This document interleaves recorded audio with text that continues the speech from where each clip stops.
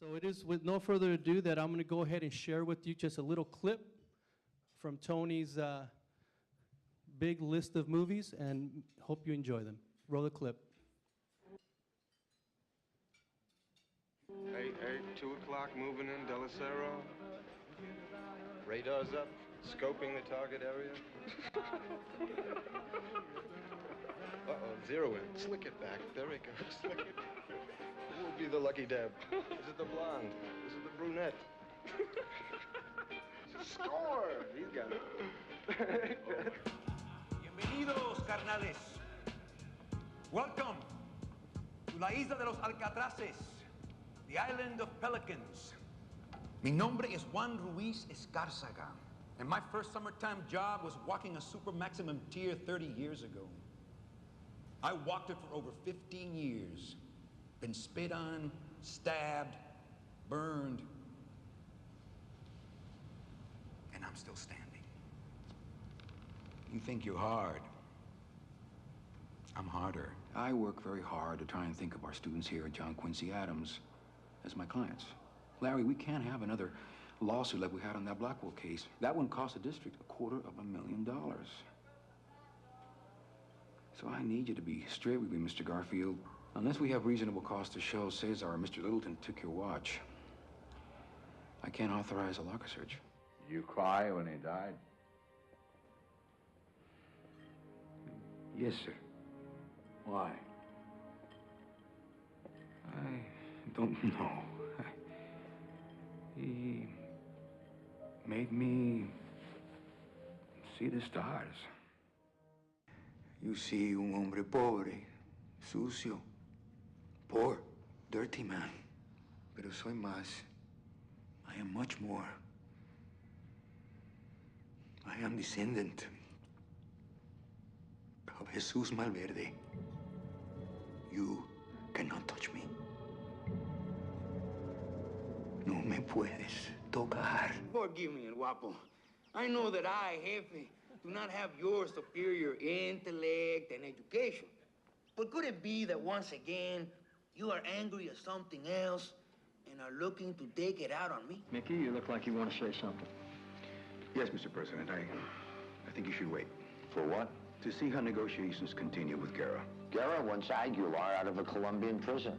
Are there any other circumstances under which he's going to give these hostages back? Possibly. Crap. We know if we keep talking, we're not running the risk of these hostages getting shot during the rescue. What difference does it make if they're shot during a rescue or at frente command at Villa Sereno? I believe we can keep them alive longer if we let them be taken to Villa Sereno. It's amazing. No one is afraid. Oh, yeah? Should we be? You don't take any of this seriously, do you? Well. No, I know. It's like pesos to you. Or any foreign currency. If it's not an American dollar, it's worth nothing. Say, Tommy. You are a communist, are you not? No, Mr. Bringuier. I am not a communist. I'm Marxist-Leninist. You are not a communist, but you are a Marxist-Leninist. What is the difference? I didn't raise my daughter to be a puta. Are you calling me a whore? You're acting like one! Running off to some 30-year-old man's house? How much older are you than Cynthia? You leave her out of this. Why, Dad? If I'm a whore, huh, maybe she's a whore, too. Don't you ever say that! Is she a whore? Don't you ever say that! Well, just cut the shit and get me out of here. Oh, just cut the shit and get you out of here. Think I can just snap my fingers and the doors fly open? Well, can't you? Yeah. Get me out of here and I'll do whatever you want. Anything that I want. Anything that I want. Pick up the document and sign it. Let her go! Leave her alone! Come on, leave her alone! All right, I'll sign it. Pick up the document. Pick it up! I always hoped your mother would look my way. One night, she did. And after that, we fell in love. Dad, if this is too hard for you. I owe this to both of you. I could only sit back so long and let him treat her the way he did. I remember hearing her screaming, her crying when he hit her. And finally, one night, I couldn't take it anymore.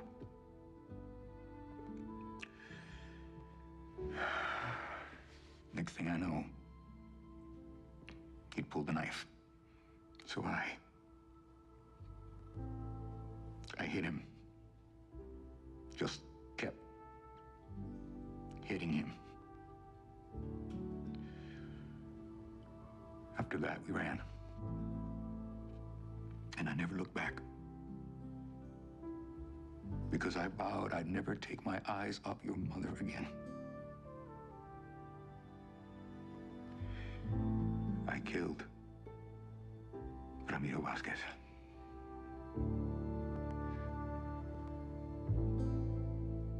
Let's give a nice warm Monterey County welcome to Tony Plana.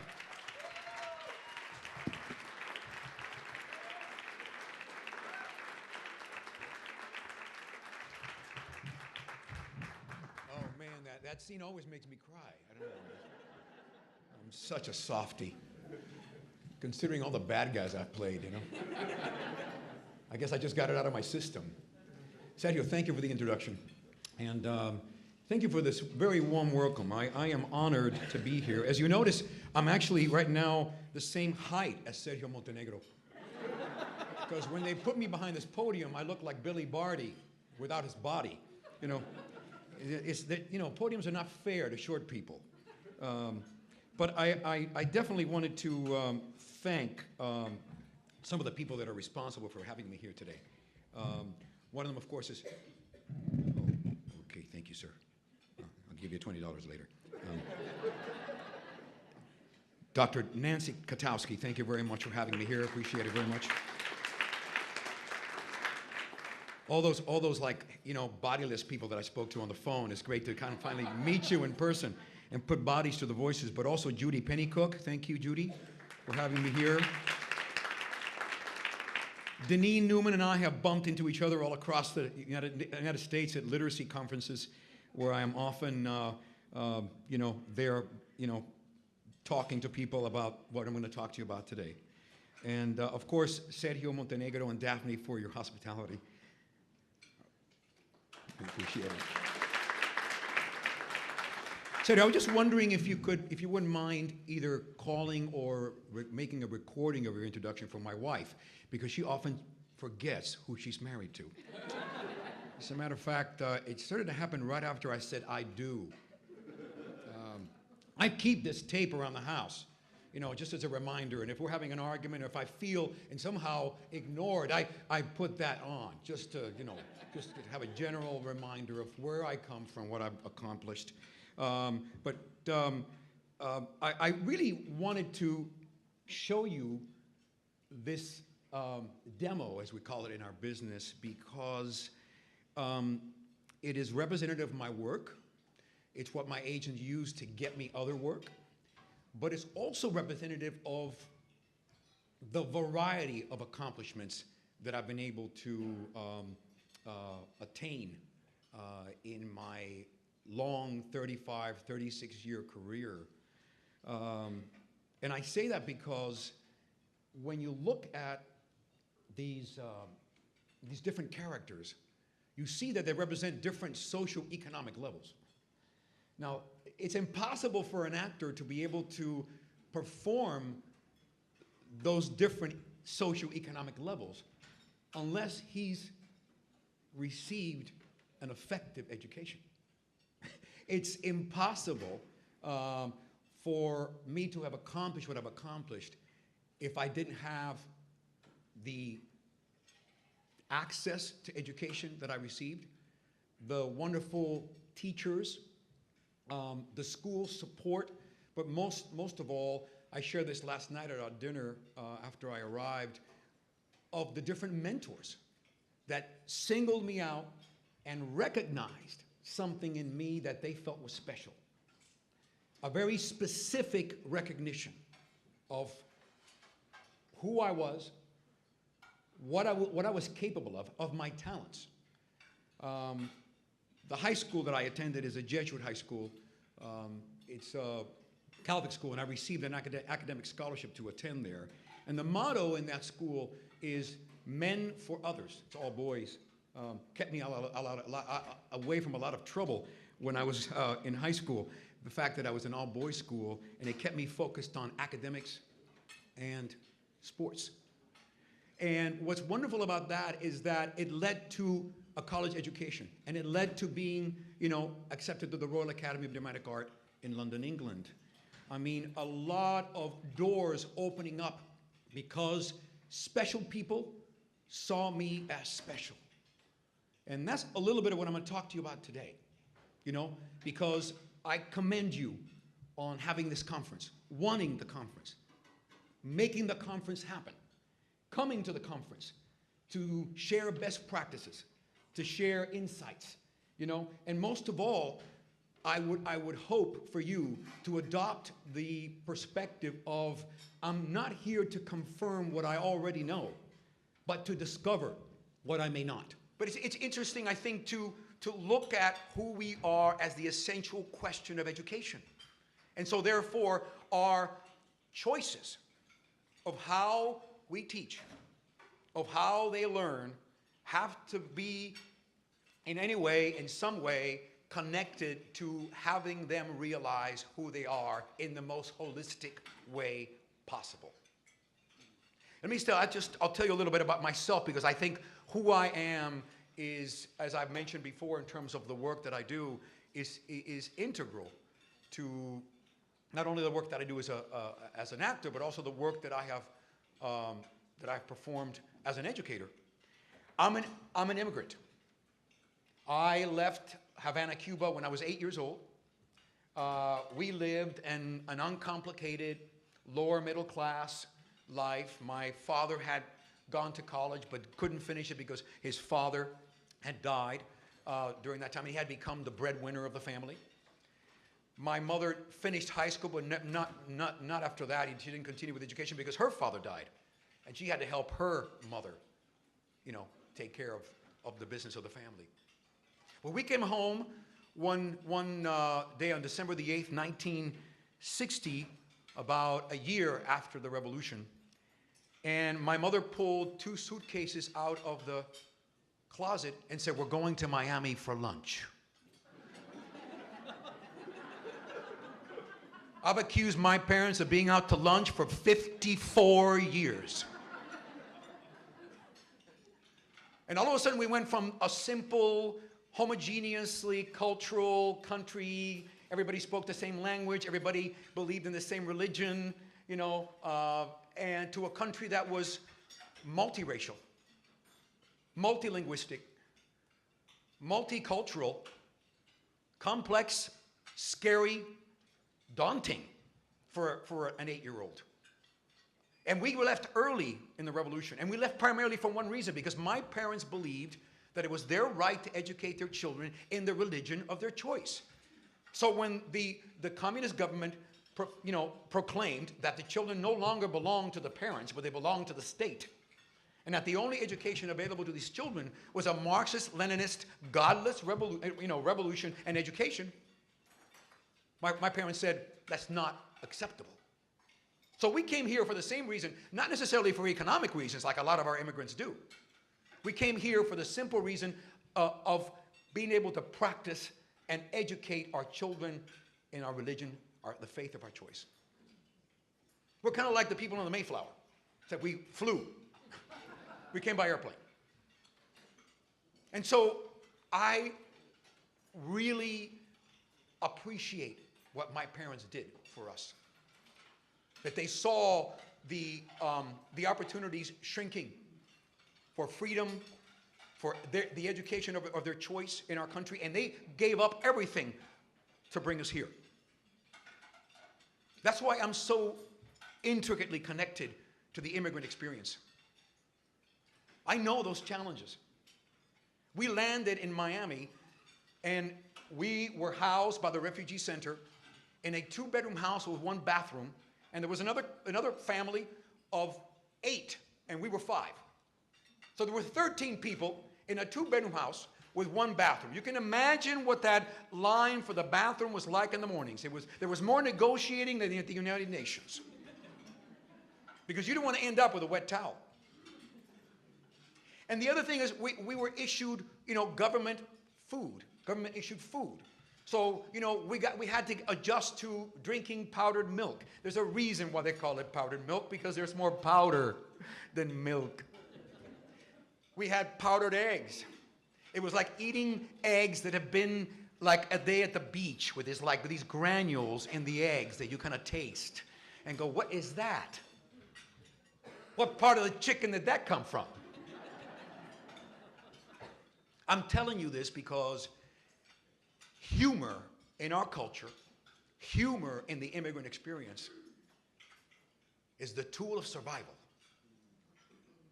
And as an ambitious young man, the sacrifices of my parents and the sacrifices that I had to go through became the source of inspiration for my wanting to achieve, to honor that sacrifice, but also to use those experiences creatively.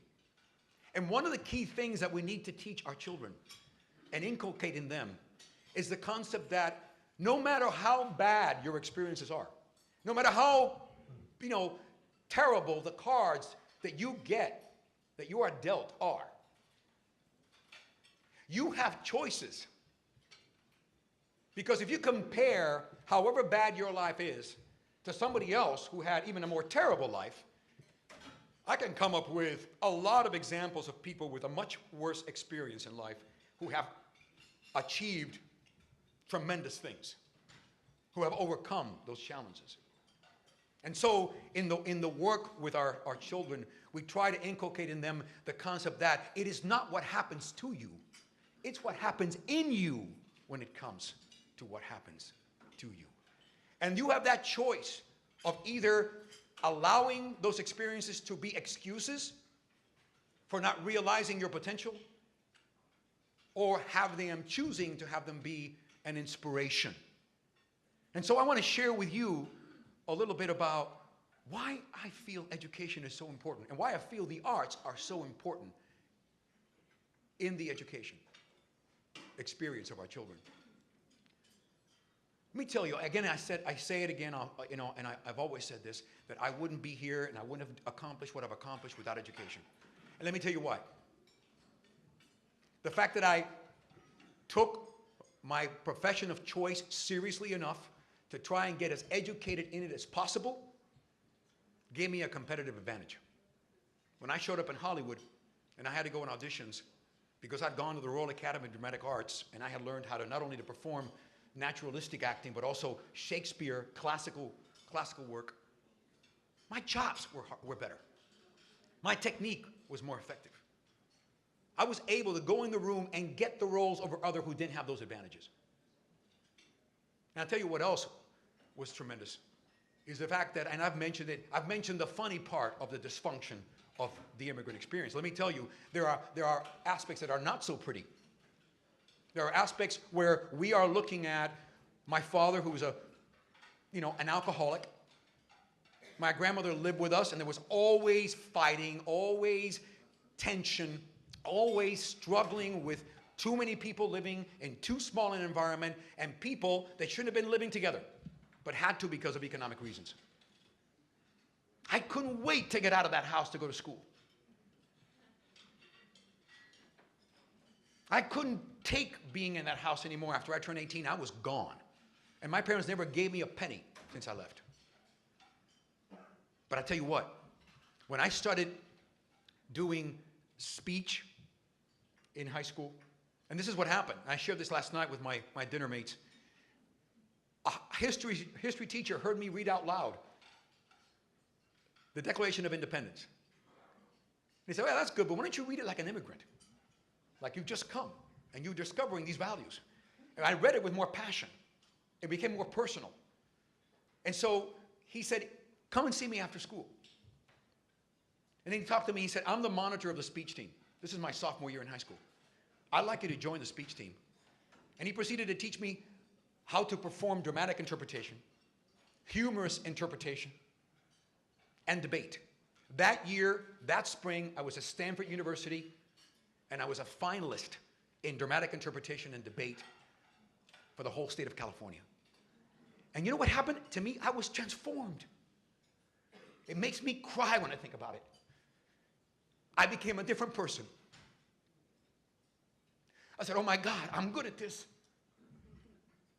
I can do this. I never felt like that before. Because it was impossible to feel that in the house where I grew up. Seeing my parents struggle. Always feeling less than.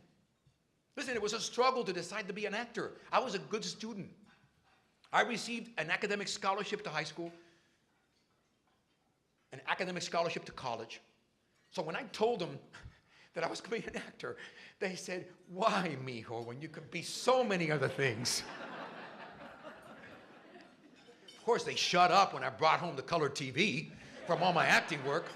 Ah, pues mira, maybe you did the right thing. And I'm saying that because the arts, ladies and gentlemen, the arts, not only, I believe, provide an opportunity to reach a lot of kids who cannot be reached with traditional forms of education and teaching and learning, they are also wonderfully therapeutic. The main reason I love acting, and I loved it then, I loved it now, but even more so then, because I needed it then, I liked the therapy. I liked escaping from who I was and finding out that I could be other people. It gave me the capacity, I think, to be able to perform different characters. You can see they're quite different. There's a contrast. I'm a character actor in Hollywood. Kevin Costner, you get Kevin Costner. Tony Plana, you don't know what you're going to get. And that's part of technique. That's part of using who you are. But again, it was the impetus of that comes from wanting to be other people. Imagine other worlds. Exist in other realities.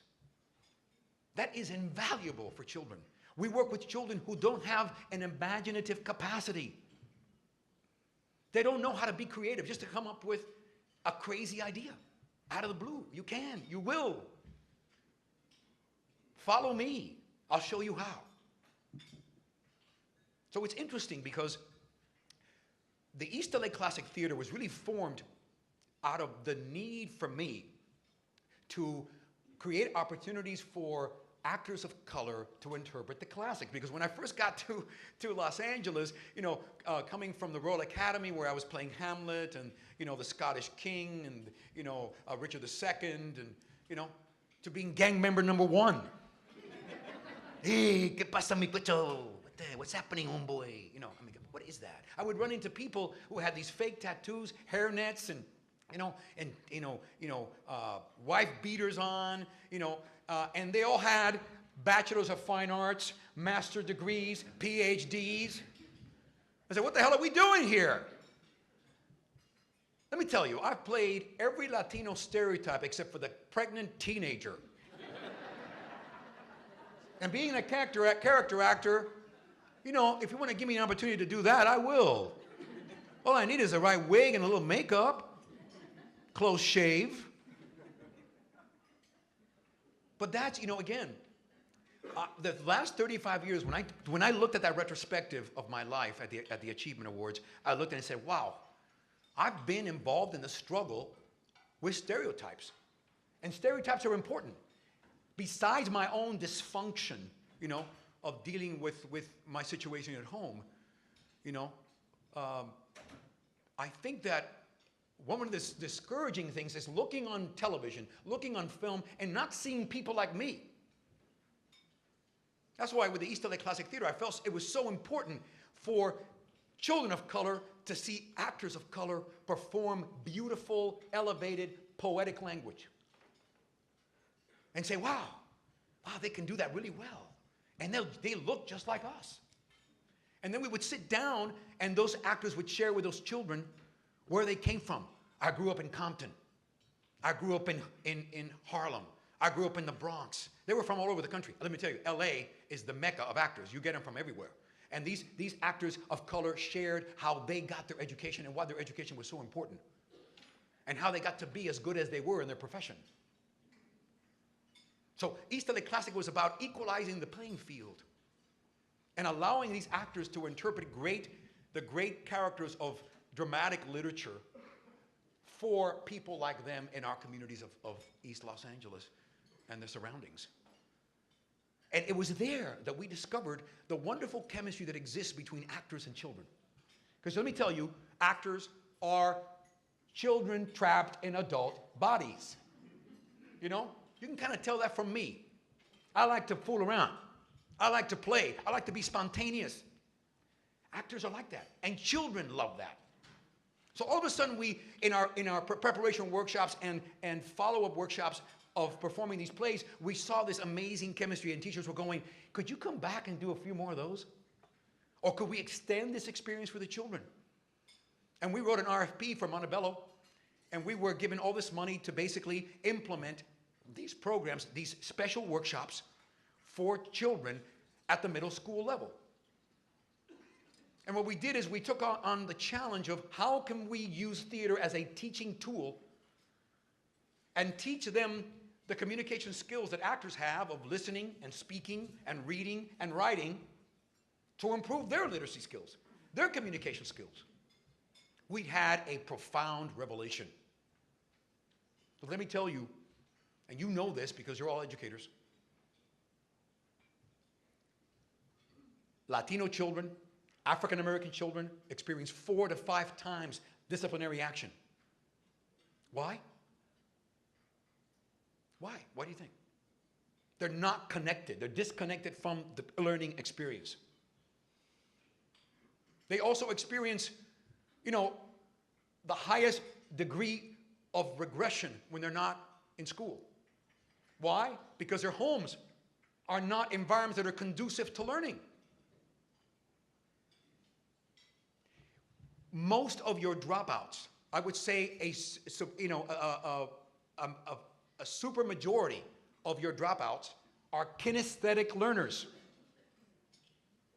Has been proven in many studies that for these kids, they need contextualized experiential learning in order to connect with their learning and the teaching that is being provided. That's why they get in trouble. And it is not their fault. We can't solve the socioeconomic conditions in which they live. But we can start to solve the problems that we're encountering with them in the classroom. It is our responsibility, I say, that these children have to be met where they live. They have to be taught to how they're wired.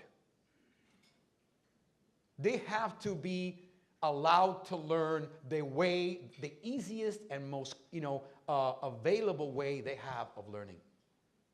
And that is, for me, kinesthetic learning. And the arts are both where the right brain and the left brain meet. Because you have a technical aspect, you have a design aspect, but you also have a literary aspect. You have a performing and interpretive aspect. You have critical thinking, examining problems, formulating solutions, resolving problems. That right there in a nutshell is what you call dramatic structure. And I believe that we are going to continue to lose these children unless we provide for them an experience in the classroom and in the school that is emotionally connecting. That's the step that we're missing. And where are they going for that emotional support? Where are they going for that identification? They're either going to gangs that provide the alternate family. They're falling in quote-unquote love and getting pregnant. They're trying to anesthetize their pain, emotional pain, and taking drugs, or all of the above. We cannot continue to lose these children. So that's why I'm begging you to really take a look at the arts as not just as an enrichment activity in your schools or in the classroom, but as a considerable best practice replacement methodology, not just in terms of the learning of a new language, because we have proven that our kids can learn English faster and better. Why? Because it's easier to learn a language, better to learn a language, if you learn how to speak it first and then read it and write it later. And we teach it ass backwards. We give them a textbook and say, learn English. But if you get them in what we call pseudo-immersion experiences in the classroom, where I did that when I was, listen, I've done so many jobs when I first started. I was a Spanish teacher because my minor was in Spanish. And with the seniors, I threw away the textbook and I said, you guys are going to act with me. And we contextualized it. You know? I am the waiter at the restaurant. You have to order from the menu, so they created a menu, building vocabulary, communicating with me, and I wouldn't understand them unless they spoke Spanish. That's where I got the idea. Pseudo-immersion generates, if anything, oral development. And that's where you have to begin, I think, where you really start to make progress instead of learning a language. Because these kids, no matter what happens, they need to learn how to speak academic English. Just like I did, so I could play the Secretary of State in the West Wing. Because if I couldn't speak like that, the same as, Martin Sheen, I wouldn't be in the same room with him. Now, all of you have learned how to speak academic English. Our children need to do that also. But more than just that, the arts are a collaborative experience. And our approach, like I mentioned before, is about identifying the personality of that child and allowing that child to connect with language on a personal basis. So they generate language because they want to talk about themselves or they want to write about themselves. We use responsive journal techniques in our classrooms. We prompt them to write in journals and we respond to them. We identify, transformative experiences in their lives. I said, why you lead a very interesting life. You come from where? And your parents did do what? And you experienced this, and let's write about that. Write about those experiences that change your life for the worse or for the better. And we go from writing for fluency, stream of conscious, to writing for correctness, because once you write, then someone else has to read it. So you and I have to agree on the common rules of grammar and language and spelling. So they start to learn why they need to learn these things. But it's motivated by what I call teaching from the inside out. Let them connect with themselves. And for me, I have seen tremendous transformation in these children. Such an edifying experience of being listened to, being encouraged to write about themselves, and then eventually writing their own plays collaboratively and performing them for their peers, performing them for their parents and friends and family. And what happens, it becomes this, what I call the music man syndrome. The parents come to see them perform. Their siblings come to see them perform. Their cousins and aunts and uncles and friends. And so they're coming to the school not just to talk to the teacher about are they doing okay, but they're there to talk to the teachers about what a wonderful thing their children have accomplished and to experience what their children have accomplished. It's a unique experience to let these kids, in a sense, share who they are with others, but in particular with their parents.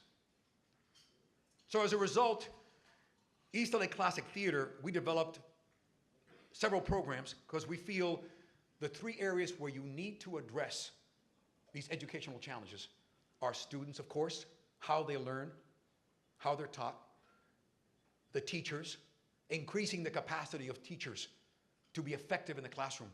Ladies and gentlemen, our classrooms, to a great extent, are still locked in the 19th century. There's someone with a board, 35 people, and sometimes more, certainly in LA Unified, in desks, listening to someone talk. If you're an auditory learner, like my Alejandro, my son, no problem. He listens, retains, processes, regurgitates, no problem. Guess what?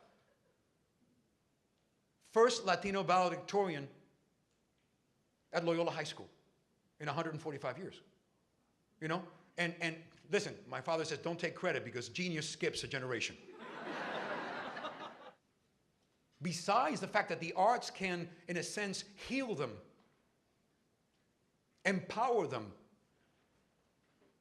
allow them to identify what they're good at, and really follow that path, just like Isabel, my daughter. We did the same thing with her. And she has been able to go to college because otherwise she wouldn't have. She didn't have the SATs to get into a regular school. No way. But she got into a school that had, guess what, a conservatory of music.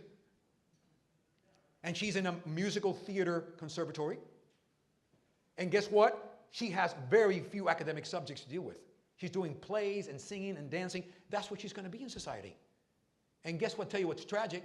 When we were auditioning for the top conservatories in the country, she was the only Latina at those auditions.